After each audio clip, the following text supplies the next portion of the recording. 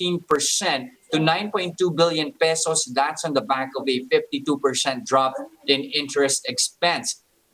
Now, fee-based income also grew threefold here to 3.6 billion pesos, driven by strong trading and securities gains. China Bank capped off the day with a 1.7% surge to 24 pesos apiece.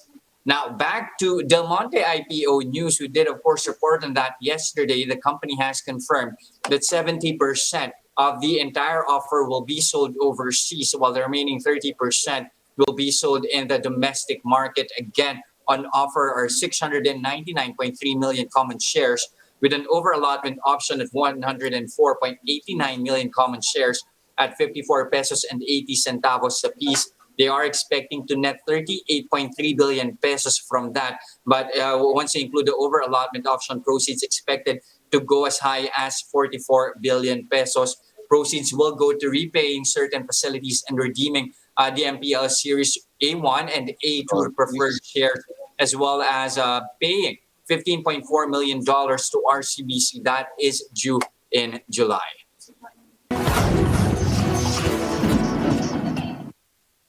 Here are other headlines we're keeping our eyes on. The Anti-Red Tape Authority is seeking the automatic extension of the validity of government permits and licenses as the country continues to struggle in containing the pandemic. This is among the agency's recommendations to streamline government processes amid the health crisis.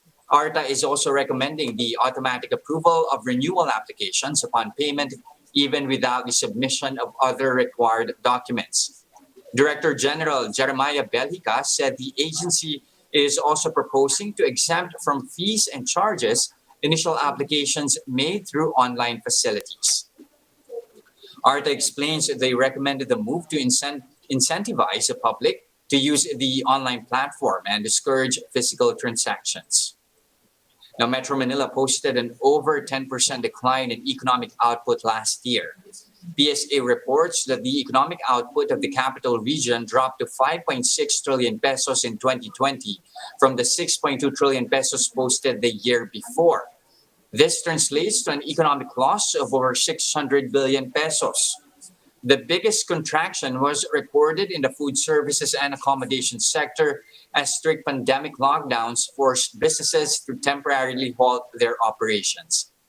PSA NCR Director Nodi Dizon said that aside from the pandemic, NCR's economy was also battered by the Taal volcano eruption and storms in the region.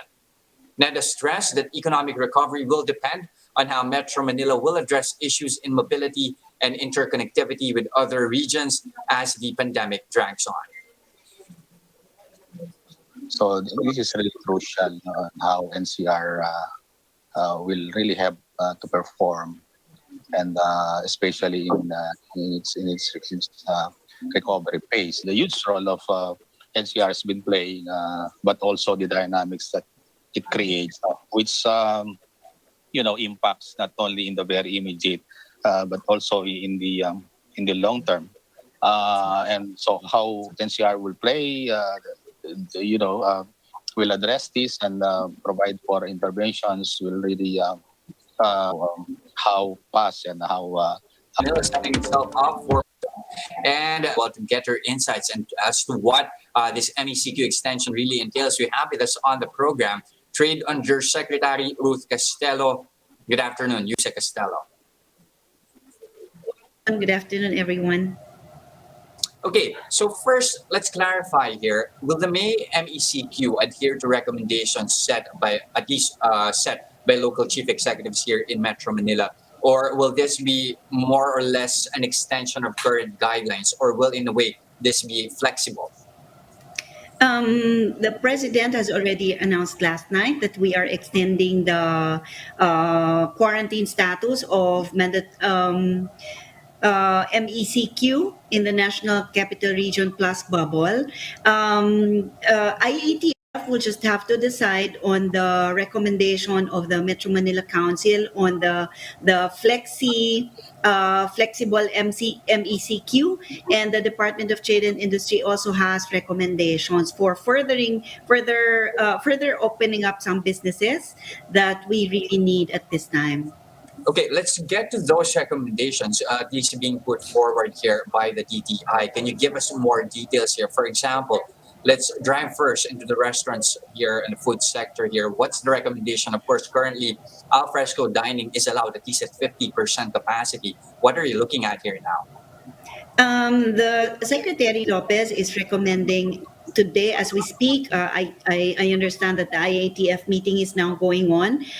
Secretary Lopez would like to recommend that indoor dining be allowed at a limited capacity, a very small capacity, actually. And then personal care services like salons and barber shops be allowed to operate at this time at the extended MECQ with also limited capacity, but probably that will enable them to retain the workers that they have and then at least go back or start the business going. Can you be more clear on that limited capacity? Are we talking about 20, 30%, or even less? Um, yes, the recommendation for indoor dining is maybe at least 10% indoor dining be allowed. At alfresco restaurants are allowed to have 50% capacity. And then for salons and barber shops, maybe at 50% for outdoor trimming or hair care services that they can provide, and also at 50% in within the premises. But of course, ventilation cannot be compromised. We have to make sure that windows are open, doors are open, and then if they do not have natural ventilation, maybe these businesses can provide for additional equipment that can provide ventilation. Now, that one is new Jes Castello, the proposal to actually allow personal care services outdoors. What are the guidelines here? How do you plan to go about that? We're preparing for it. As soon as the IETF approves Secretary Lopez's recommendation, the DTI will issue a memorandum circular on this so that we can release protocols that businesses will have to follow. If you remember last year when we allowed personal care services to operate at a limited capacity as well, we required the dividers, whether it's acrylic or plastic or any material that businesses can creatively use so that they can make sure that the customers are protected from any infection. So we can also do this again this time, and then also with outdoor personal care services that may be provided. Protocols will also have to be put in place. Okay, good thing as well that you mentioned earlier about ventilation. Of course, that has been one of the major issues now, especially with some studies pointing to COVID-19 being airborne in nature. Given that, how are you going to set guidelines here and rules for ventilation, especially in small businesses with majority of establishments, in fact, also being inside malls? We have already said that since before, since last for offices, at least for workplaces, they will have to provide, of course, ventilation or more equipment like more fans or more openings that they can do so that they can have ventilation. And if they cannot, also it will also be required that the number of people within a certain area be also limited. So operations will be limited so that we do not compromise the mandatory health protocols, not only on ventilation, but also on physical distancing and then the sanitation, and of course, the wearing of the face mask and face shield, both for the customer and the workers within the premises. Okay, Usec Castello, given, for example, that current guidelines will be maintained, the one at least that we have for the month of April, how much losses are we looking at here, especially looking at the trend since ECQ and MECQ were subsequently reimposed? Yes, according to the NEDA, they made a computation on this one. For the last 2 weeks that we are in MECQ, we have lost around 120 billion pesos already.